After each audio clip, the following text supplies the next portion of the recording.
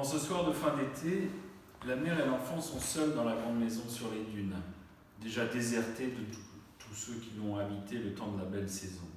Seules les odeurs persistent dans les chambres, malgré les fenêtres ouvertes et les matelas retournés, amorce du grand ménage qui présidera à la fermeture de la maison pour de longs mois. Quelques objets oubliés aussi, un foulard de soie rose, un pantalon en bois désarticulé, un chandail de grosse laine beige. Et aussi, tombé derrière une commode, perdu sans doute, un tout petit oiseau en peluche blanche. La nuit est presque là, pas encore tout à fait, la fraîcheur s'est installée, mais la terrasse conserve la mémoire de la chaleur de la journée. L'enfant court pieds nus sur les dalles, il court dans la maison, il cherche sa mère. « Maman, maman, c'est pas drôle d'être tout seul, j'ai plus de copains pour jouer. En plus, ils ont dérangé toute ma cabane et ils sont partis comme ça, ils s'en fichent, eux, si ma cabane est dérangée. » La mère regarde son fils et sourit intérieurement. Elle aussi se sent un peu abandonnée dans cette grande maison vide qui, il y a quelques jours encore, résonnait de ses cris d'enfant, de discussions animées, de projets de départ en mer ou de promenades dans les dunes. « Je veux rentrer à Paris et voir papa.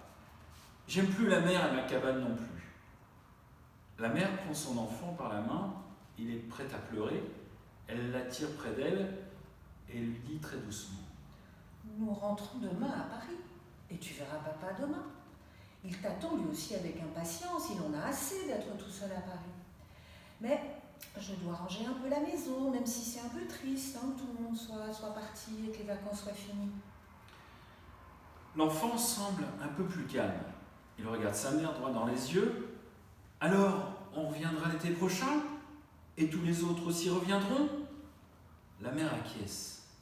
Un peu plus tard, l'enfant est dans sa chambre. Il se déshabille lentement. Il entend le pas de sa mère dans le couloir et celle-ci qui lui demande « Tu n'es pas encore couché ? » ?»« Je n'ai pas sommeil, maman. » Un peu plus tard encore, l'enfant est dans son lit. Il a les yeux grands ouverts, il regarde la chambre de ses vacances, l'épuisette adossée derrière la porte, la casquette de marin offerte par son oncle et les murs blancs et la valise ouverte à côté de son lit. « Maman !» appelle-t-il.